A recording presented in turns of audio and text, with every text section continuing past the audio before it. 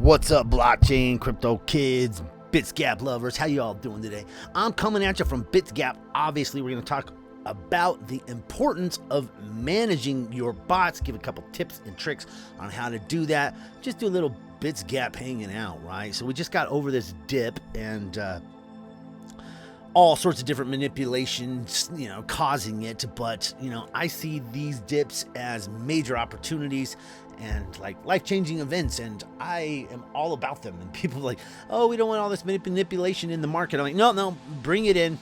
You're not shaking me. I just want the cheaper prices. So loaded up on a bunch of great crypto. Got a bunch of crypto reviews coming down the pike. I want to some projects I'd like to talk to you about, show you around, and explain why it was that I went in on them and all that good stuff. So for those not in the know, Bitsgap is a bot trading platform. Your money always stays on your accounts, and there's many different exchanges that you can put this on. Let's get down here to the list. There it is. These are all the different exchanges you can use. Kraken is a good one as far as your no KYC. You have KuCoin. You can do Kraken. You could do FTX with a VPN. You can do, don't do Coinbase Pro, guys. I mean, unless you're out of America. If you're in America, you don't want to use Coinbase, be trading on Coinbase Pro for many different reasons. CoinEx you can use completely without KYC. You can, same with the KuCoin and Kraken, FTX as well with a VPN. And there's a couple others in here that you can use as well without a VPN, but those are the best ones for the liquidity and all that good stuff. So I actually just read some bad stuff about Coinbean, but not going to go over that in this video, obviously. So your money always stays on your exchange, right? And all this does is hook up through API keys to your exchange, and it trades on your behalf, but it's basically how you set it up. And depending on how much you want to manage this, you can manage the hell out of this and make a lot more, like my buddy Larkman does, or you can take a more passive approach, spread out your grids, walk away for long periods of time. It's kind of up to you, but you can certainly make a lot more by actively managing it. Even if you are doing it the most passive way, where you spread the grids way out, and I will show you that in a minute, you still want to come in and manage these things from time to time, because if there's a crazy dip or some crazy stuff happens in the market, it can put you in a place where you're less profitable, right? So there's this thing called impermanent loss that you get on liquidity pools, right? And a lot of you probably are very familiar with that. But what it basically is say you put into a liquidity pool, and basically a liquidity pool is like you're being the exchange, right? You're providing the liquidity for the exchange for people to come in and make trades, make swaps, do all this stuff, and they charge fees on those exchanges. You get those fees. Very often the fees, the average is like 0.3% on all things, and then they share like 50 to 70% of those fees with the people providing the liquidity. Often there's a liquidity token as well. Not really the point of this.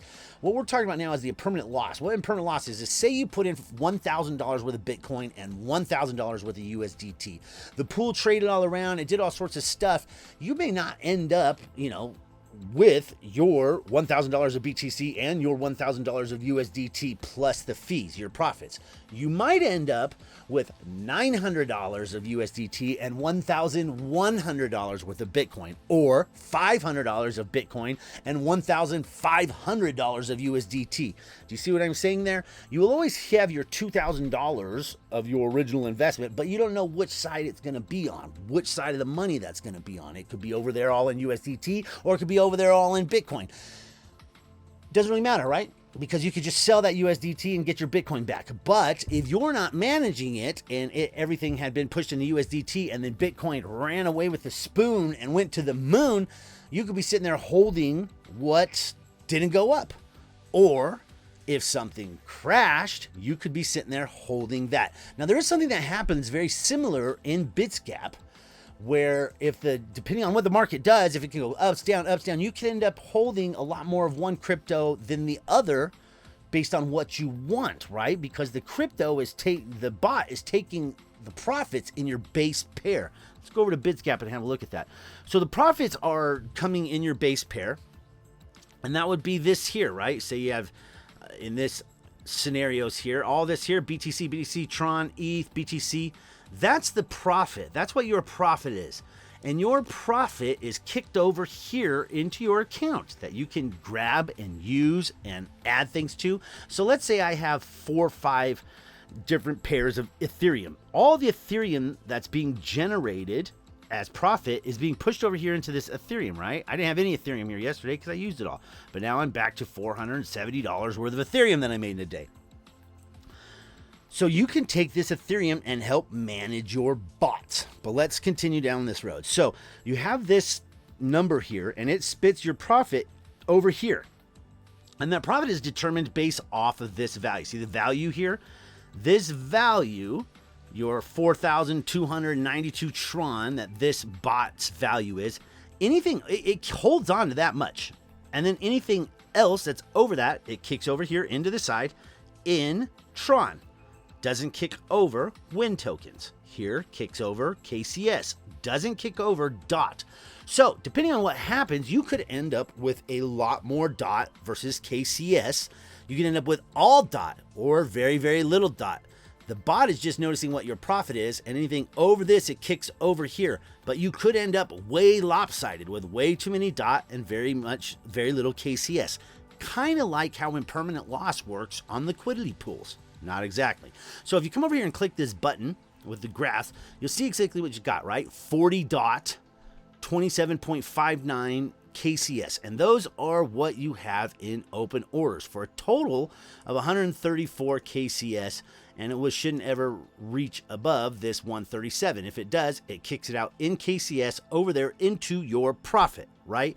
These numbers are not all exact. They are working on that, it seems, but it seems like there is a little bit of lagging here. But it gets to the point of what I'm trying to say. You could end up with a lot more DOT. So it's from it, or a lot more KCS, depending on the situation. You can end up with all KCS and no DOT here. And we can go to a bot where that's happening over here on this one. As you can see here, I have very little ETH, right? 0.03 in ETH and a whole bunch of this CTI.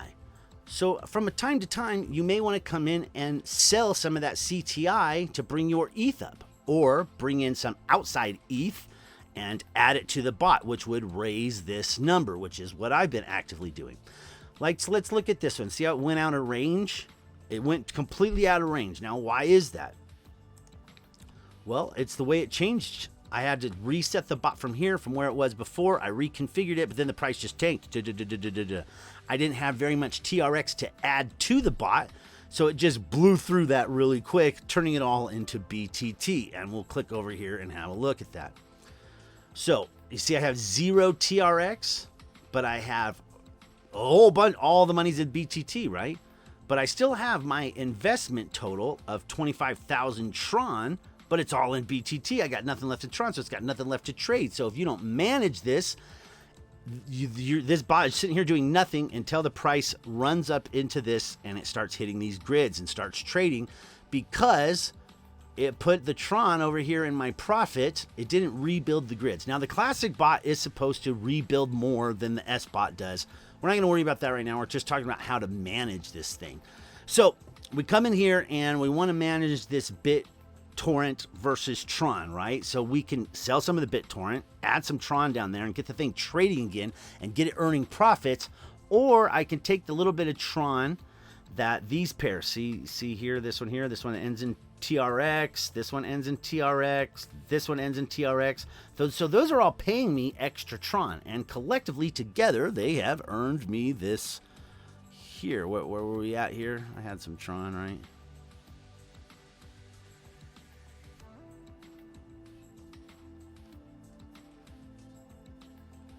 There she is, Tron right here. I got only $100 worth of Tron. I need some more Tron, but I don't have it right now. So we can add this Tron over here to this BitTorrent TRX bot. And the way we do that, we just come over here, we click this. You have a few different choices for how you want to close this, right? I can cancel all open orders, just turns off the bot, doesn't do anything. I can click this and it will sell all of my BitTorrent at the market price to TRX. I don't want it to do that. I wouldn't want it to do that unless I was immediately setting up a new bot to chase some sort of gains. Normally, I would close the bot, and if I did want to sell all that BitTorrent, which I don't, I would take it over to go over to the trading feature and set me a limit order. But we're not doing that now. Also this, place sell limit order at the break-even price. So if you want to be quick and you don't want to reuse that money, you can just click that and it will put that limit order for you. It will figure out exactly the break-even price of where you bought it, and off you go, right? So we're going to come up here and we're going to pick cancel all open orders. Close the bot.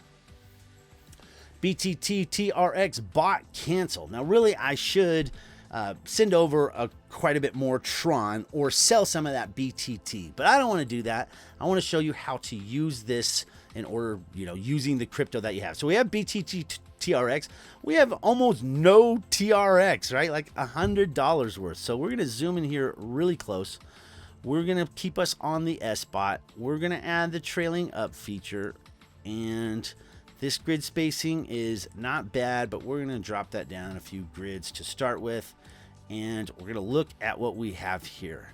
With the TRX, we only have 885 Tron. That's nothing. So let's get over here and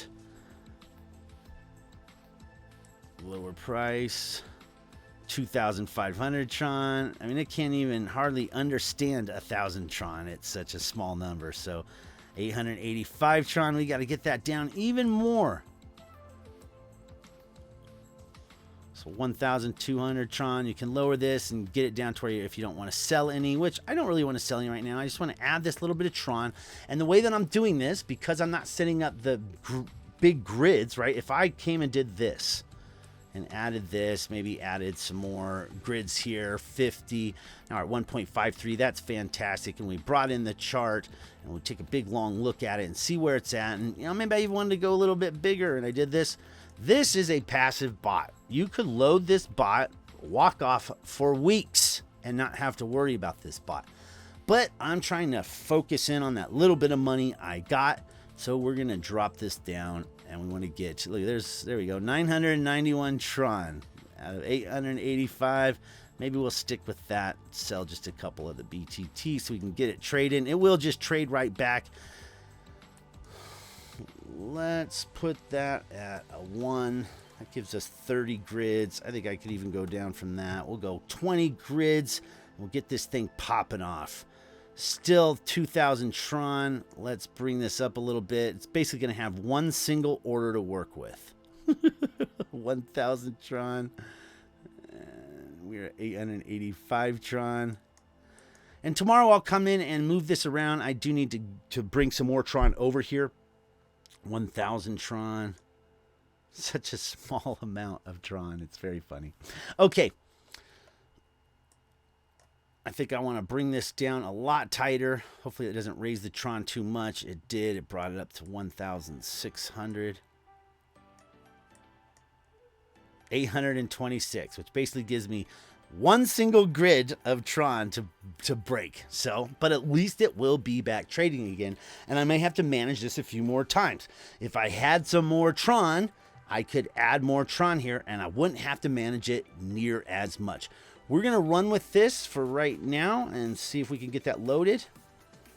And then I will re-hit that thing tomorrow. Let's go ahead and give it a back test. Back test is showing this at 3% for 3-day period, so a 1%. Normally I like to go for a lot higher than that, but I am planning to reactivate this bot, unleash this bot very, very shortly. So let's go ahead and try to start this thing. Hopefully it won't want to sell any of my crypto. Okay, there we go. And it started. BTT, TRX, up and moving. We'll get that thing popping off. Let's look at one more here. Here's a CTI ETH bot. See how that thing's trading? But it's almost out of Ethereum, right? I think I'm almost out of Ethereum. How much Ethereum do I have? I have here 0.18 ETH. So we could go ahead and add that to this bot because it doesn't seem to be trading that well, right? It is, making 2% a day. I'm very happy with that. I think my HPB ETH is about to run out. Nope, that thing's finally trading and looking good. I reactivated that. Had to redo that a few times. And this number here is rather meaningless for me at the moment. Like this CTI, I bought a long time ago for a lot less than the price is now. So the fact that the price went down a little bit didn't mean too much to me. I'm just trying to grow my CTI and grow my ETH. But this thing has primarily been grabbing a lot more CTI than it has ETH. But, you know, you just need to come in and manage them a little bit. And you can, just by doing that, get some pretty killer gains. So, you know, look here. I'm making 1.7% a day, 1.9. And this has been going for over a month because I did that really wide grid. But on a lot of these, I put in a short grid like this WinTRX or this UBX ETH.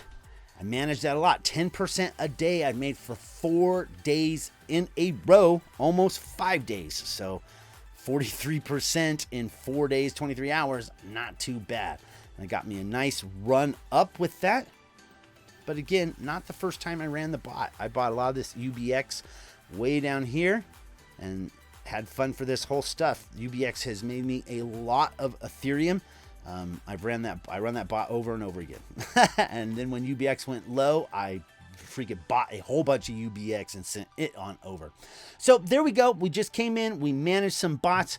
I have a Telegram group, link in the description. It's brand new. You'll be one of the first in it. If you do join my Bitsgap team, I also have a second Telegram group that is just for those people who are on my Bitsgap team. I put a lot of free signals in there. We've maximized the hell out of these bots. We talk about it. We show our results. Daily, I post my bots and what I got going on, unless nothing's changed, so that you can have a regular look at what I'm into, what I'm buying, the coins I'm in. But I do have the regular Telegram group for everyone. Please give it a join. We're going to try to crank that thing up. Anyway, lots going on. I hope you guys are doing great. I hope you're making lots of money with Bitsgap. You got freaking loads of money falling in your lap. If all this didn't make sense, watch some of my other Bitsgap videos. I didn't really do the generic explanation in this. Just went over a lot how to manage this thing so that you can get yourself up here in these, you know, 2% a day, 6% a day, 3% a day, almost 11% a day. You know, it's doable. Just got to work on it a little bit, and loving this thing. But again, if you just want to set up a, you know, if you just want to set up a HODL bot, just grab these levels, spread them out, spread your risk, spread your money out through this whole way, let it trade. It will lower these percentages a little bit because you haven't focused your money in there, but it works great, and you can walk away and be passive. If you're going to go on vacation, set all your bots up really wide like this, let them run. Anyway, none of this is financial advice. All things in crypto carry risk, and if you were looking for financial advice, doesn't matter that I went to college for that. This isn't it. Anyway, love you guys. Appreciate you. Catch you in the next one, and I'm out.